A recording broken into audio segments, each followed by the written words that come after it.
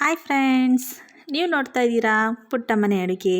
ಇವತ್ತು ನಾನು ಇಡ್ಲಿಗೆ ಸಾಂಬಾರನ್ನ ಯಾವ ರೀತಿ ಮಾಡೋದು, ಅದು ಬೇಳೆ ಇಲ್ಲದೇ ಹೋಟೆಲ್ ರೀತಿಯಲ್ಲಿ ಇಡ್ಲಿಗೆ ಯಾವ ರೀತಿ ಸಾಂಬಾರು ಮಾಡೋದು ಅನ್ನೋದನ್ನ ನಾನು ಈ ವಿಡಿಯೋದಲ್ಲಿ ತಿಳಿಸ್ಕೊಡ್ತಾ ಹೋಗ್ತೀನಿ. ಈ ರೀತಿ ಇಡ್ಲಿಗೆ ಸಾಂಬಾರು ಮಾಡಿ ನೋಡಿ, ತುಂಬ ಚೆನ್ನಾಗಿರುತ್ತೆ, ತುಂಬ ಟೇಸ್ಟಿಯಾಗಿರುತ್ತೆ. ಬೇಳೆ ಸಾಂಬಾರು ತಿಂದು ತಿಂದು ಬೇಜಾರಾಗಿದ್ದರೆ ಈ ರೀತಿ ಬೇಳೆ ಇಲ್ಲದೇ ಇಡ್ಲಿ ಸಾಂಬಾರನ್ನ ಮನೆಯಲ್ಲೇ ಮಾಡ್ಕೊಳ್ಳಿ. ಹೇಗಾಗಿತ್ತು ಅಂತ ನನಗೆ ಕಾಮೆಂಟ್ ಸೆಕ್ಷನಲ್ಲಿ ಕಾಮೆಂಟ್ ಮಾಡಿ ತಿಳಿಸಿ ಫ್ರೆಂಡ್ಸ್. ಬನ್ನಿ ಹೇಗೆ ಮಾಡೋದು ಅಂತ ಹೇಳ್ಕೊಡ್ತೀನಿ.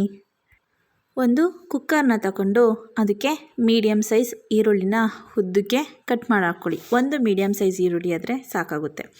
3 ಟೊಮೊಟೊನ ಈ ರೀತಿ ಕಟ್ ಮಾಡಿ ಹಾಕ್ಕೊಳ್ಳಿ. ಈಗ ನಾವು ಖಾರಕ್ಕೆ ಹಸಿಮೆಣ್ಸಿನ್ಕಾಯಿ ಒಂದು 4, ನಿಮಗೆ ಖಾರಕ್ಕೆ ಎಷ್ಟು ಬೇಕೋ ಅಷ್ಟು ತಕ್ಕಂಗೆ ಹಾಕ್ಕೊಳ್ಳಿ. ಒಂದು ಬೆಳ್ಳುಳ್ಳಿ ಸಿಪ್ಪೆ ತೆಗೆದು ಹಾಕ್ಕೊಂಡಿರುವಂಥದ್ದು ಬೆಳ್ಳುಳ್ಳಿನ ಹಾಕ್ಕೊಂಡ್ಮೇಲೆ ಅಚ್ಚ ಖಾರದ ಪುಡಿ 1 ಸ್ಪೂನು, ಧನಿಯಾ ಪೌಡರ್ 1 ಸ್ಪೂನು ಹಾಕ್ಕೋಬೇಕು. ಅದ್ರ ಜೊತೆಗೆ ನಾವು ಒಂದು 1/4 ಸ್ಪೂನ್ ಅರಿಶಿನ ಹಾಕ್ಕೋಬೇಕು. ನೆಕ್ಸ್ಟ್ ನಾವು ಗರಂ ಮಸಾಲ ಒಂದು 1/2 ಸ್ಪೂನಷ್ಟು ಗರಂ ಮಸಾಲನ ಹಾಕ್ಕೊಳ್ಳಿ. ಈಗಲೇ ರುಚಿಗೆ ತಕ್ಕಷ್ಟು ಉಪ್ಪನ್ನು ಮಿಕ್ಸ್ ಮಾಡ್ಕೊಳ್ಳಿ. ಈಗ ಇದೆಲ್ಲ ಹಾಕಿದ್ಮೇಲೆ ನಾವು ನೀರು ಹಾಕ್ಕೊಳ್ಳೋಣ. ಒಂದು ಸ್ವಲ್ಪ ನೀರನ್ನು ಹಾಕಿ 3 ವಿಸಲ್ನ ಕೂಗಿಸ್ಕೊಬೇಕಾಗುತ್ತೆ. 3 ವಿಸಲ್ ಕೂಗಿದ್ಮೇಲೆ ನೋಡಿ ಕೂಗ್ತಾ ಇದೆ.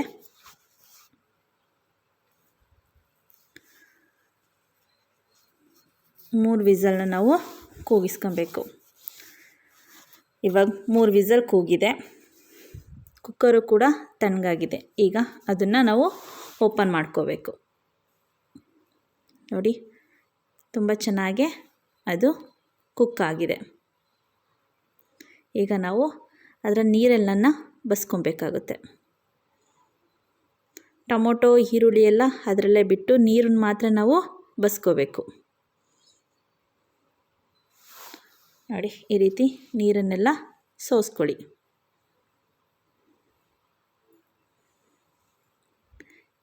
ಈ ನೀರು ಸೋಸಾದ್ಮೇಲೆ ಇದನ್ನೆಲ್ಲ ನಾವು ಒಂದು ಜಾರ್ಗೆ ಹಾಕ್ಕೊಂಡು ಅದನ್ನು ಗ್ರೈಂಡ್ ಮಾಡ್ಕೋಬೇಕು. ನೋಡಿ ಈ ರೀತಿ ಗ್ರೈಂಡ್ ಮಾಡಿಕೊಂಡ್ರೆ ಸಾಕಾಗುತ್ತೆ. ಈಗ ನೆಕ್ಸ್ಟು ಇದಕ್ಕೆ ಒಂದು ಒಗ್ಗರಣೆ. 2 ಸ್ಪೂನಷ್ಟು ಎಣ್ಣೆನ ಹಾಕಿ ಅದು ಕಾದ್ಮೇಲೆ ಸಾಸಿವೆನ ಹಾಕ್ಕೊಳ್ಳಿ.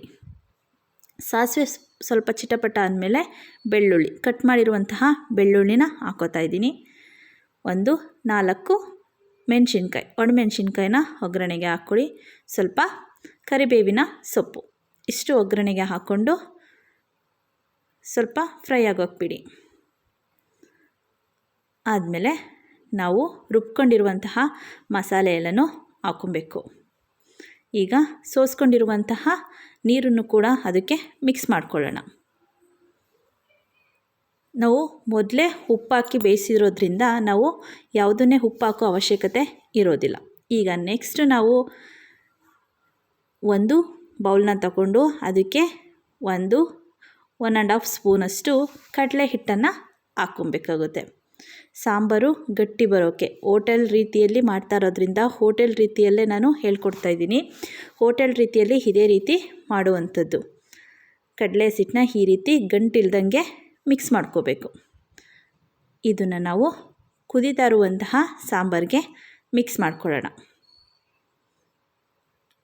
ಆ ಸಾಂಬಾರು ತುಂಬ ಗಟ್ಟಿಯಾಗಿ ಬರುತ್ತೆ. ಬೇಳೆ ಹಾಕಿ ಮಾಡಿದಾರೇನೋ ಅನ್ನುವಷ್ಟು ಗಟ್ಟಿಯಾಗಿ ಬರುತ್ತೆ ಮತ್ತು ತುಂಬ ಟೇಸ್ಟಿಯಾಗೇ ಬರುತ್ತೆ. ಈ ರೀತಿ ಕಡಲೆ ಹಿಟ್ಟನ್ನು ಹಾಕ್ಕೊಡೋದ್ರಿಂದ ತುಂಬ ಟೇಸ್ಟಿಯಾಗಿ ಬರುತ್ತೆ. ನೋಡಿ ಎಷ್ಟು ಬೆಂದಮೇಲೆ ಎಷ್ಟು ಗಟ್ಟಿಯಾಗಿದೆ ಅಂತ. ತುಂಬ ಟೇಸ್ಟಿಯಾಗಿರುತ್ತೆ. ಮನೇಲಿ ಒಂದ್ಸರಿ ಟ್ರೈ ಮಾಡಿ ನೋಡಿ. ಇಡ್ಲಿಗಿಂತ ಸಾಂಬಾರನ್ನೇ ಜಾಸ್ತಿ ತಿಂತಾ ಇರ್ತೀರ.